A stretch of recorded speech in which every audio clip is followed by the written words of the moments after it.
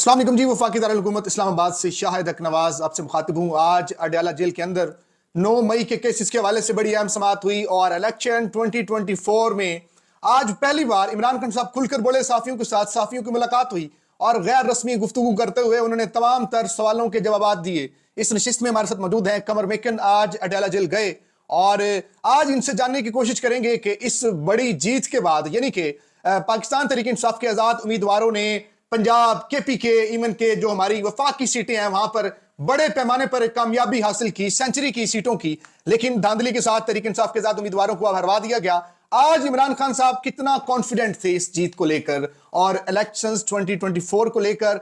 कमर बताइएगा। आप सबसे पहले बात कर लेते हैं बॉडी लैंग्वेज की, क्योंकि बॉडी लैंग्वेज का जानना बड़ा जरूरी है। आज इमरान खान साहब का बॉडी लैंग्वेज कैसा था, क्या उन्होंने कहा, कैसा फील कर रहे थे, क्या ड्रेसिंग की हुई थी, जरा हमारे ऑडियंस को बताइएगा। बहुत शुक्रिया शाहिद साहब, thank you so much. Khan साहब ने आज लाइट ग्रीन कलर की शर्ट पहनी थी कॉलर वाली और इसके ऊपर डार्क जर्सी पहनी हुई थी और जैसे अशाश बशाश होते हैं ना उसी तरह से बिल्कुल थे, सेहतमंद थे, फिट थे।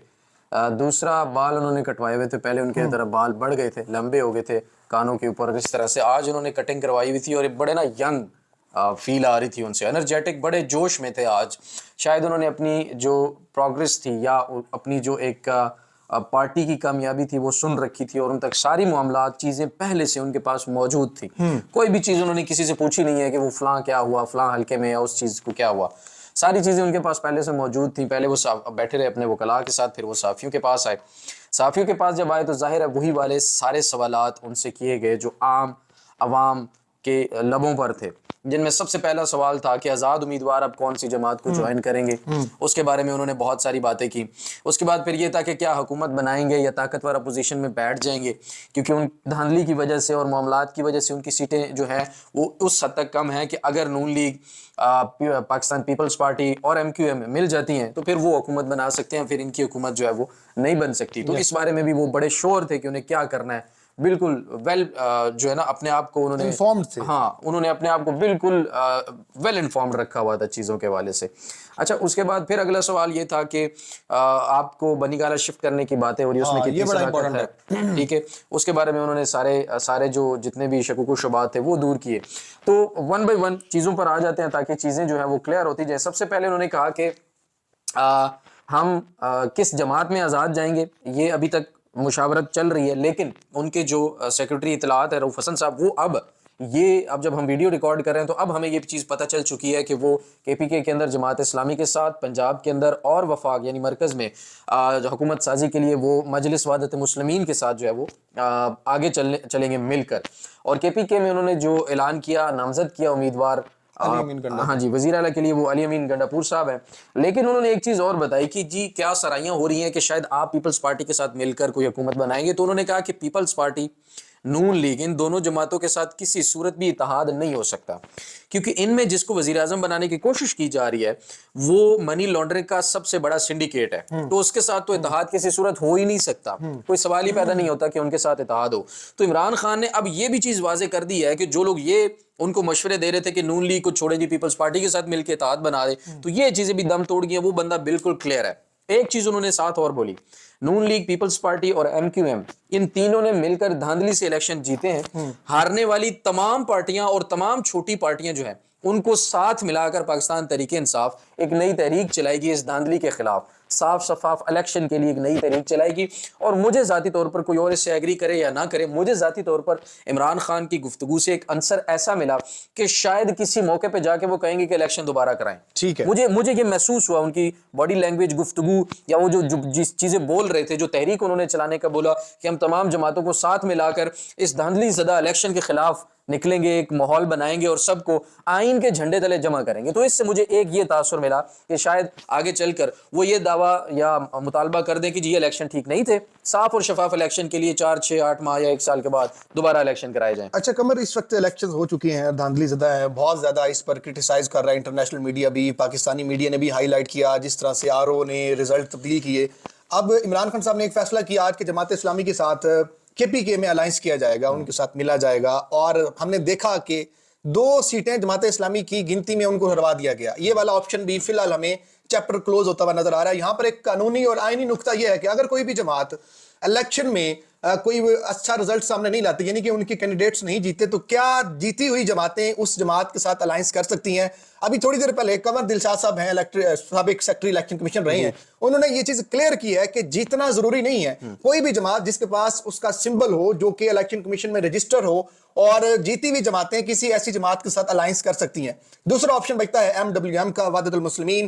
علامہ راجہ ناصر عباس کے ساتھ ان کا ٹویٹ بھی سامنے آیا, انہوں نے بڑا اس فیصلے کو خوش آئند قرار دیا اور کہا کہ میری جماعت آپ کی جماعت ہے اور ہم آپ کے ہر فیصلے کو سر تسلیم خم کریں گے, آپ کے ہر شانہ بشانہ کھڑے رہے ہیں بلکہ کھڑے رہیں گے.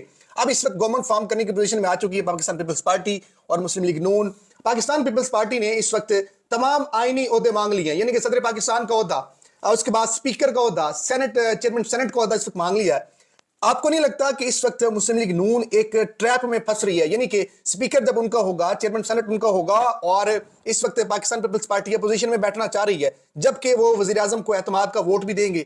کیا یہ ایک سٹیبل گورنمنٹ ہوگی؟ اس طرح تو پاکستان پیپلز پارٹی جب چاہے گی گورنمنٹ گرا سکتی ہے. آپ کا کیا موقف ہے اس پہ؟ دیکھیے, گرا کر وہ پھر دوبارہ اپنے الگ سے ووٹ لے کے تو اپنی حکومت بنا نہیں سکتے, اس قابل پیپلز پارٹی بھی نہیں ہے. پیپلز پارٹی کی مجبوری ہے نون لیگ کے ساتھ مل کے چلنا, نون لیگ کی مجبوری ہے پیپلز پارٹی کا محنت ترلا کر کے ساتھ ملا کے چلنا. تو اس وقت یہ معاملات کچھ اس طرح سے بنتے ہوئے دکھائی دے رہے ہیں کہ اگر پیپلز پارٹی, دیکھیں خان نے آج جو یہ اعلان کیا نا, یہ اس کے بعد یہ چیزیں سامنے آئی ہیں. عمران خان نے جیل سے جو بیان دیا, اس نے کہا کہ میرا اتحاد نہ نون لیگ سے ہو سکتا ہے نہ پیپلز پارٹی سے ہو سکتا ہے. تو اب پیچھے بچا کون؟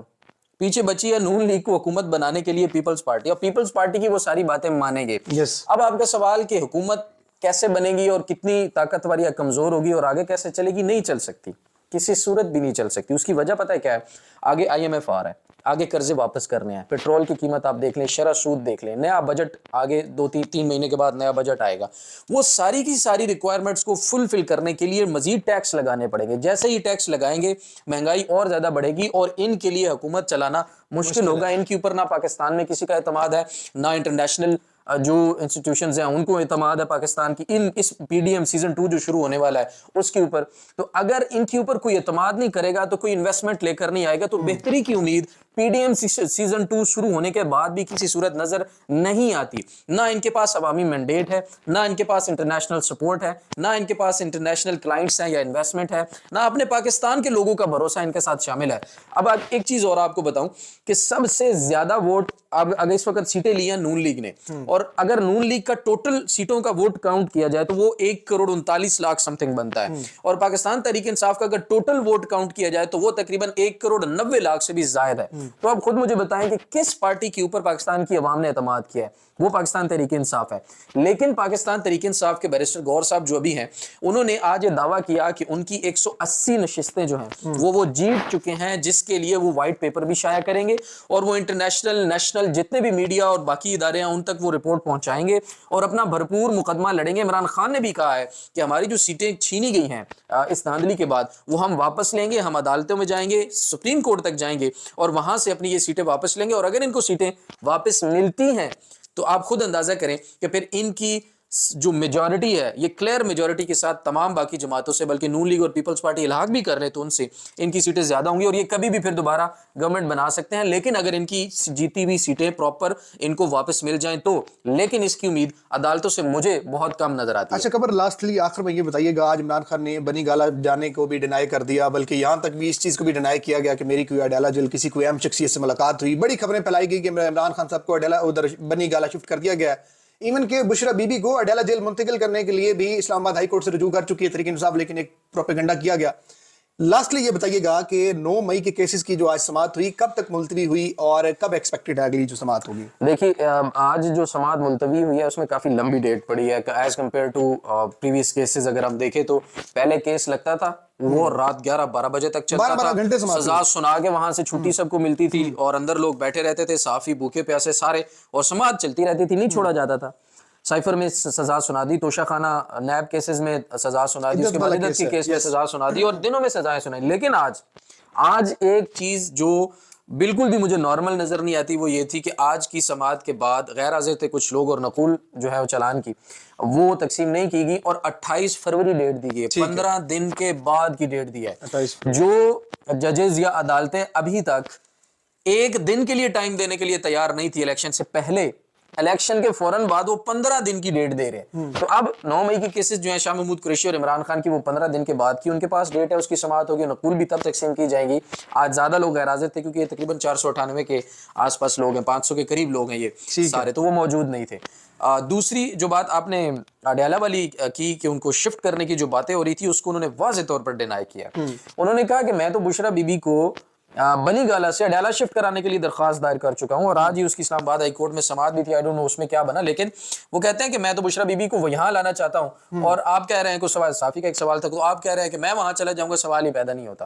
तो ये बातें भी गलत थी। फिर उन्होंने कहा कि किसी के साथ कोई डील नहीं हो रही, किसी के साथ कोई मुलाकात उनकी जेल में नहीं हुई और ये सब के सब जो है वो प्रोपोगेंडे हैं और नून लीग और पीपल पार्टी के साथ इत्तेहाद नहीं हो सकता। बल्कि उन्होंने ये कहा कि अब वो अपनी धांधली से जो छीनी गई सीटें उनके लिए जो है वो सबको साथ मिलाकर पाकिस्तान और आइन के झंडे तले जमा करेंगे। बिल्कुल जी, आपने गुफ्तगू सुनी कमर की। आज इमरान खान साहब अडयाला जेल में बोले, बल्कि खुल के अपना मौक़िफ़ दिया, साफ़ियों को मुलाकात के हवाले से डिनाइल दिया, साथ साथ बनी गाला शिफ्ट होने की खबरों की भी तरदीद की।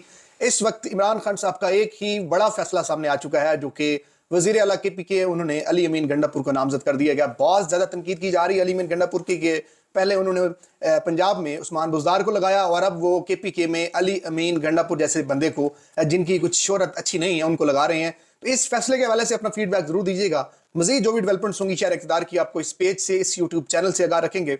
अपना अपने इर्द गिर्द लोगों का ढेर सारा ख्याल रखें। अल्लाह निगहबान।